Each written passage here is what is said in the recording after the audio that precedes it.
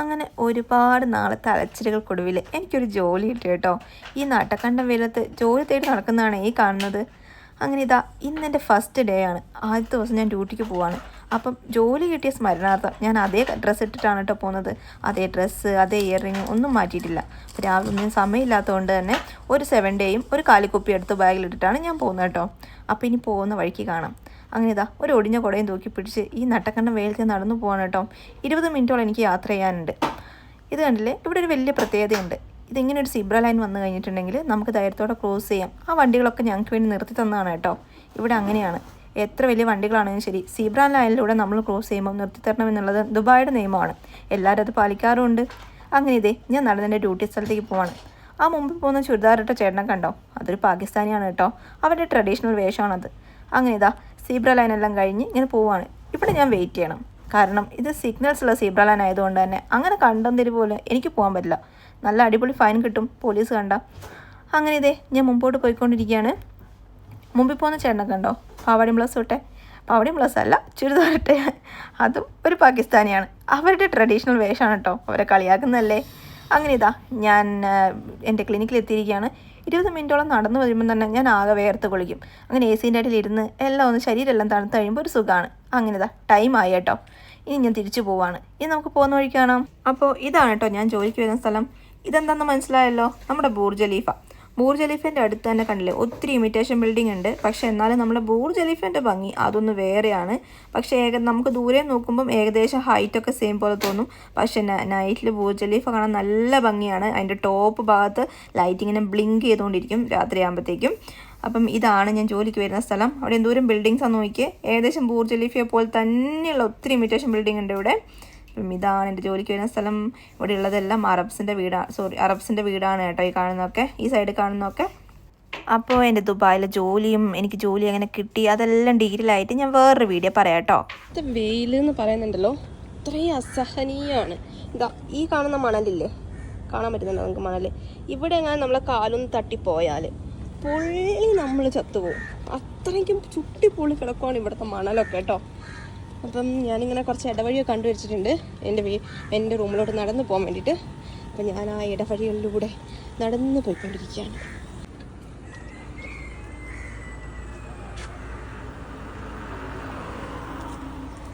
അപ്പം ഇതാണ് കേട്ടോ എൻ്റെ റൂമിലോട്ട് പോകാനുള്ള വഴി കേട്ടോ.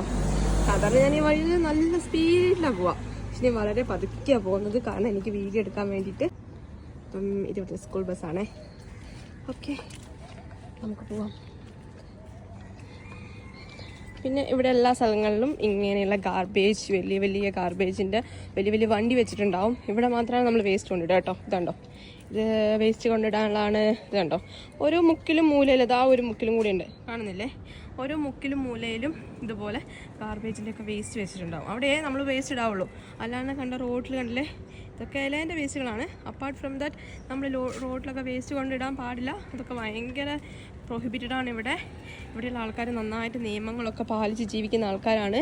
അപ്പം ഇവിടെ വരുന്ന ആൾക്കാർ വിദേശികളും അതുപോലെ തന്നെ സ്വദേശികളും ഒക്കെ നല്ല രീതിയിൽ നിയമങ്ങളൊക്കെ ഫോളോ ചെയ്ത് ജീവിക്കുന്ന ആൾക്കാരാണ് കേട്ടോ. അപ്പം നമുക്ക് പോവാം. പിന്നെ ഇവിടെ ഫുള്ള് മണലാണല്ലോ. നമ്മുടെ എന്താ പറയുക, അറബ് കൺട്രീസിൻ്റെ ഒക്കെ ഒരു പ്രത്യേകതയാണല്ലോ മണൽ. ഇത് കണ്ടില്ലേ, ഒരു വിമാനം, ആകാശ ഹെലികോപ്റ്ററാണോ എന്തോ അത്, ഹെലികോപ്റ്റർ വെച്ച് പോകുന്നതാണല്ലേ. ഓക്കെ, അതുപോലെ തന്നെ ഈ സ്കൂട്ടർ കണ്ടോ. അപ്പം ഇതൊക്കെയാണ് ഇവിടുത്തെ വിശേഷം. കണ്ടോ എന്തൊരു വെയിലാണ്, ഈ നട്ടക്കണ്ട വെയിലാണ്. ഇവിടെ സഹിക്കാൻ പറ്റാത്തൊരു കാര്യം കേട്ടോ. ഇവിടെ ചൂടെന്ന് വെച്ച് കഴിഞ്ഞാൽ അതൊന്നൊന്നര ചൂടാണ്. കണ്ടില്ല, എന്ത് മരങ്ങളൊന്നും അങ്ങനെ വളരില്ലല്ലോ, അതാണല്ലോ ഇവിടുത്തെ പ്രശ്നം. ചൂട് നമ്മൾ സഹിച്ചാൽ മതിയാവുള്ളൂ. ഇവിടുത്തെ തണുപ്പ് കാലം വന്നാൽ ഭയങ്കര തണുപ്പാണെന്നാണ് പറഞ്ഞു കേട്ടത്. ഈ നാട്ടിലെ തണുപ്പ് എന്താണ് ഞാൻ ഇതൊരു എക്സ്പീരിയൻസ് ചെയ്തിട്ടില്ല, എക്സ്പീരിയൻസ് ചെയ്യാൻ പോകുന്നേ ഉള്ളൂ. സൗദി അറേബ്യയിലെ തണുപ്പ് എനിക്കറിയാം. അതുപോലെ തന്നെ ഈ കാണുന്ന ലൈൻസ് കണ്ടോ, ഇവിടെ മാത്രമേ വണ്ടി പാർക്ക് ചെയ്യാൻ പാടുള്ളൂ. തന്നെ ഇവിടെ എല്ലാം കണ്ടില്ലേ, ഈ ഒരു ലൈൻസ് ഇട്ട് വെച്ചിരിക്കുന്നുണ്ടല്ലേ, ലൈൻസ് ഇട്ട് വെച്ചിരിക്കുന്നത് വണ്ടി പാർക്ക് ചെയ്യാനാണ്. നമുക്ക് കണ്ടെടുത്തൊന്നും കൊണ്ടുപോയിട്ട് പാർക്ക് ചെയ്യാൻ പറ്റത്തില്ല. അപ്പം എന്തോ എൻ്റെ ബൂർജ് ഖലീഫ ഉണ്ടോ, അവിടെ ആയിരുന്നു എൻ്റെ സ്ഥലം, ജോലി ചെയ്യുന്ന സ്ഥലം. അവിടെ നിന്ന് അവിടെ വലിയ വലിയ ബിൽഡിങ്സ് ഒക്കെ ഉണ്ട്. അവിടെ നിന്ന് നടന്ന് ഈ പൊരിയം വെയിലത്ത് ഞാനിവിടെ എത്തി. ഈ കാണുന്നത് ഇവിടുത്തെ ബസ് സ്റ്റോപ്സാണ്. സ്റ്റോപ്സ് എങ്ങനെയാണ് ഉണ്ടാവുക, AC ഉണ്ടാവും, അതിനുള്ളിൽ കയറിയിരിക്കാം നമുക്ക്. ഐഫോണിന് വല്ലാണ്ട് ഹീറ്റ് ആവുന്നുണ്ട്, അതുകൊണ്ട് വില ഉപയോഗിക്കരുതെന്ന് പറഞ്ഞിട്ട് എനിക്ക് വാണിംഗ് തന്നു. അതുകൊണ്ടാണ് ഇടയ്ക്ക് ഞാൻ കട്ടക്ക് കേട്ടോ. അതുകൊണ്ട് ഇവിടെ ഇങ്ങനെ ഇടയ്ക്ക് സൈക്കിൾ ഓടിച്ച് വരുന്ന ആൾക്കാരെയും നമുക്ക് കാണാൻ പറ്റും. കുറച്ച് ആൾക്കാരുണ്ട് ഇങ്ങനെ സൈക്കിൾ ഓടിച്ച് വരുന്നത്. അങ്ങനെ സൈക്കിൾ ഓടിച്ച് വരുന്ന ആൾക്കാരും ഉണ്ടാവും ഇവിടെ കേട്ടോ. നമ്മളെ ഈ സ്കൂട്ടർ, സൈക്കിൾ അതൊക്കെ ഇവിടെ വളരെ കോമൺ ആയിട്ട് യൂസ് ചെയ്യുന്ന ഒന്നാണ്. ഈ സ്കൂട്ടർ ഓടിച്ച് വരുന്നുണ്ട്, കണ്ടില്ലേ? ഇങ്ങനെ ഈ ഒരു നാട്ടിൽ അങ്ങനത്തെ പലതരത്തിലുള്ള വണ്ടികൾ നമുക്ക് കാണാൻ പറ്റും. ഈ സ്കൂട്ടർ, സൈക്കിൾ അങ്ങനത്തെ പല വണ്ടികൾ ഇവിടെ കാണാൻ വേണ്ടി പറ്റും. ബോഗൻ വില്ലേഴ്സിൻ്റെ ഒരു ഭംഗി കണ്ടില്ലേ? ഇവിടെ എല്ലാ ഒരു 10 മിനിറ്റ്സ് കൂടുമ്പോഴും വണ്ടി പോകുമ്പോഴത്തേക്കും ഒരു 1 കിലോമീറ്ററോളം ഡിസ്റ്റൻസിൽ സിഗ്നൽ വരും. 1 അല്ലെങ്കിൽ 2 കിലോമീറ്റർ ഡിസ്റ്റൻസിൽ സിഗ്നൽസ് കാണാം കേട്ടോ. അത്രമാത്രം സിഗ്നൽസാണ്. ഈ സിഗ്നൽസ് ഉള്ളത് കൊണ്ട് മാത്രമാണ് ദുബായിലെ വലിയൊരു ട്രാഫിക് ബ്ലോക്കിൽ നമ്മൾ ആരും കുടുങ്ങാത്തത്. ദുബായിൽ ആരും നമ്മൾ ട്രാഫിക് ബ്ലോക്കിൽ കുടുങ്ങില്ല, വളരെ റെയറായിട്ടേ കുടുങ്ങുള്ളൂ. അധികവും നമ്മളെന്താ സിഗ്നൽസിൻ്റെ അവിടെ നിന്ന് മാത്രം ചെറുതായിട്ടൊന്ന് ബ്ലോക്ക് ആവും. കാരണം സിഗ്നൽസിൽ എല്ലാ വണ്ടി വന്നത് കണ്ടോ, സെക്കൻഡുകൾ കൊണ്ട് വണ്ടി കൂടുന്നുണ്ടോ. ഇന്ന് ഓഫ് ഡേ, ഇവിടെ സാറ്റർഡേ ഇന്ന് ഹോളിഡേ ആണ്. ഇവന് ഹോളിഡേ ആയിട്ട് പോലുള്ള എന്താ പറയുക ഇവിടുത്തെ വണ്ടികളാണ് ഈ കാണുന്നത്. അപ്പോൾ ഒന്ന് ആലോചിച്ച് നോക്കിക്കേ, ഇത് ഇവിടെ ഈ സിഗ്നൽസ് ഉള്ളതുകൊണ്ട് മാത്രമാണ് എന്താ പറയുക ട്രാഫിക് ഇല്ലാണ്ട് പോകുന്നത്. പക്ഷേ 1 കിലോമീറ്റർ കഴിയുമ്പോൾ സിഗ്നൽസാണ്. അതാണ് ഒരു സീന്. വണ്ടിയിലൊക്കെ പോകുമ്പോൾ നമുക്ക് ഭ്രാന്ത് പിടിക്കും. അതിൻ്റെ ഇടയിൽ കൂടെ സീബ്ര ലൈനും വണ്ടി പോകുന്നവർക്ക് ഭയങ്കര കഷ്ടമാണ്. കാരണം സീബ്ര ലൈനിൽ കൂടെ പാസ് ചെയ്തുകൊണ്ട് അവിടെ നിർത്തണം, വണ്ടി നിർബന്ധമായിട്ട് അവിടെ നിർത്തണം. പുറകിൽ ഇനി എത്ര വണ്ടി വന്നോ ഡസൻ മാറ്റർ, അവിടെ വണ്ടി നിർത്തിയിട്ട് അവിടെ ആ ഒരു എന്താ പറയുക യാത്രക്കാരനെ അയാൾ ക്രോസ് ചെയ്തതിന് ശേഷം മാത്രമേ നമുക്ക് പോകാൻ പറ്റുള്ളൂ. അപ്പോൾ ചില കണ്ണം തിരിഞ്ഞ യാത്രക്കാരുണ്ട്, വളരെ മെല്ലെ ക്രോസ് ചെയ്യും. അപ്പോൾ നമുക്ക് ദേഷ്യം വരും വണ്ടിക്കകത്തിരിക്കുമ്പോഴേ.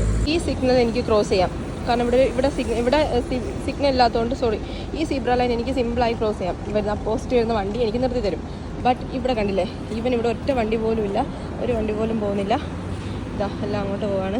എനിക്ക് സിമ്പിളായി ക്രോസ് ചെയ്യാം, ഇവിടെ ഒന്നും വണ്ടിയില്ല. പക്ഷേ എനിക്ക് ക്രോസ് ചെയ്യാൻ പറ്റില്ല, കാരണം ഇവിടെ റെഡാണ് സിഗ്നൽ. അതാണ്, മനസ്സിലായോ? എനിക്കിവിടെ ഗ്രീൻ വന്നാൽ മാത്രമേ എനിക്ക് നടക്കാൻ പാടുള്ളൂ. എൻ്റെ ഇവിടെ റെഡ് വന്നുവാണെങ്കിൽ ഞാൻ അവിടെ വെയിറ്റ് ചെയ്ത് തന്നെ മതിയാവും. ഇവനിപ്പോൾ വണ്ടിയൊന്നും പോകുന്നില്ല എന്ന് പറഞ്ഞാൽ എനിക്ക് ഓടിക്കിടക്കാനൊന്നും പറ്റില്ല. അതാണ് ദുബായിൽ ഓരോരോ നിയമങ്ങളാണ്. ഇപ്പം നോക്കും, ഒറ്റ വണ്ടി വരുന്നില്ല, ഇവിടെ നിന്ന് ഒരു വണ്ടിയില്ല. എനിക്ക് സിമ്പിളായിട്ട് സിഗ്നൽ ക്രോസ് ചെയ്യാം. ഓക്കെ, ഇതാ എൻ്റെ ഗ്രീൻ വന്നു. So I can close now. അടുത്ത എൻ്റെ ഗ്രീൻ വന്നു. So I can close it now.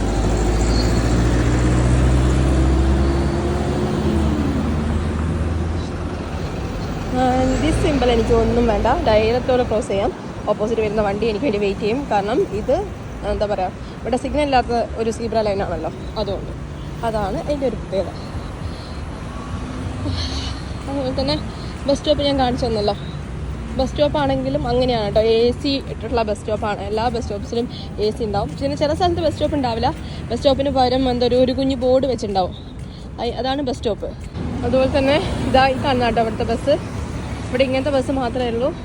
എല്ലാം എന്താ പറയുക ഇവിടുത്തെ റോഡ് ട്രാൻസ്പോർട്ട് കോർപ്പറേഷൻ്റെ ബസ്സാണ്. ഇതാണ് ഇവിടുത്തെ ബസ്. ഇങ്ങനെയുള്ള AC ബസ്സാണ്. ആകെ ഒരു ഡ്രൈവർ മാത്രമേ ഉണ്ടാവൂ, കണ്ടക്ടറൊന്നും ഉണ്ടാവില്ല. നമുക്കൊരു കാർഡ് ഉണ്ടാവും. ചില നേരത്തെ ഒരു മെഷീൻ ഉണ്ടാവും.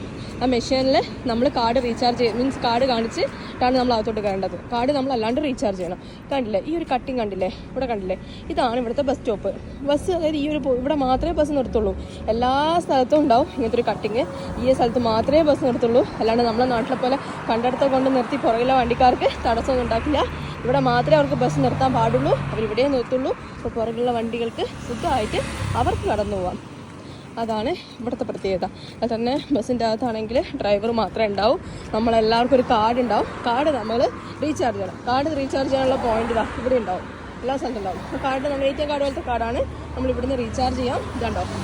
ഇതാണ് ചില സ്ഥലത്ത് ഇത് മാത്രമേ ഉണ്ടാവും ബസ് സ്റ്റോപ്പിന് പകരം. ഇതിൻ്റെ അർത്ഥം ബസ് സ്റ്റോപ്പാണെന്നാണ് കേട്ടോ. ബസ്സിൻ്റെ റൂട്ടും ടൈമും കാര്യങ്ങളൊക്കെ ഇവിടെ ഉണ്ടാവും. അപ്പോൾ ഇതാണ് ഇവിടുത്തെ ബസ് സ്റ്റോപ്പിൻ്റെ വിശേഷങ്ങൾ. ഒരു ആൾക്കാർ പോകുന്നുണ്ടോ ഈ വണ്ടിയെ കൊണ്ട്. ഈ സ്കൂട്ടർ ഇവിടുത്തെ ഭയങ്കര ഒരു പ്രധാനമായിട്ടുള്ള ഒരു യാത്രാ വിനിമയ മാർഗമാണ് കേട്ടോ. സീബ്ര ലൈൻ ഉണ്ട്, അതുകൊണ്ട് ഞാനിങ്ങനെ ചുറ്റി വളഞ്ഞു വരുന്നത്. ഈ സീബ്ര ലൈനിൽ കൂടെ എനിക്ക് ധൈര്യത്തോടെ ക്രോസ് ചെയ്യാം. വണ്ടിക്കാരെന്നെ കാണുമ്പോൾ നിർത്തി തരും. പക്ഷെ അപ്പുറത്തെ സൈഡിലാണെങ്കിൽ ഈ ക്രോസ് ചെയ്ത വണ്ടിക്കാരനെ കാണുമ്പോൾ നിർത്തി തരില്ല കേട്ടോ. അതാ ഈ സീബ്ര ലൈനിലൂടെ ഇവിടുന്ന് വണ്ടി വന്നിട്ടില്ല. വണ്ടി വന്നാലും എനിക്ക് സിമ്പിളായി ക്രോസ് ചെയ്യാം. കാരണം എന്താ, നമുക്ക് നിർത്തി തരണം എന്നാണ് ഇവിടുത്തെ റൂള്. എല്ലാവരും റൂൾസ് ഫോളോ ചെയ്യുന്ന ആൾക്കാരാണ് ഇവിടെ ഉള്ളവർ. ബാക്കിയുള്ള കണ്ടില്ല നടന്നു പോകുന്നത്. ഫൈനലി ഞാൻ എൻ്റെ വില്ലേൻ്റെ അടുത്ത് എത്താനായി. ഓക്കെ, അപ്പം അത്രയുള്ളൂ എൻ്റെ ബ്യൂട്ടി ജേണി. എല്ലാവർക്കും എൻ്റെ വീഡിയോ ഇഷ്ടപ്പെട്ടിട്ടുണ്ടെങ്കിൽ താങ്ക്സ് ഫോർ വാച്ചിങ്. ഇനി ഇതുപോലത്തെ വാലൻ്റായിട്ട് വീണ്ടും വരാം.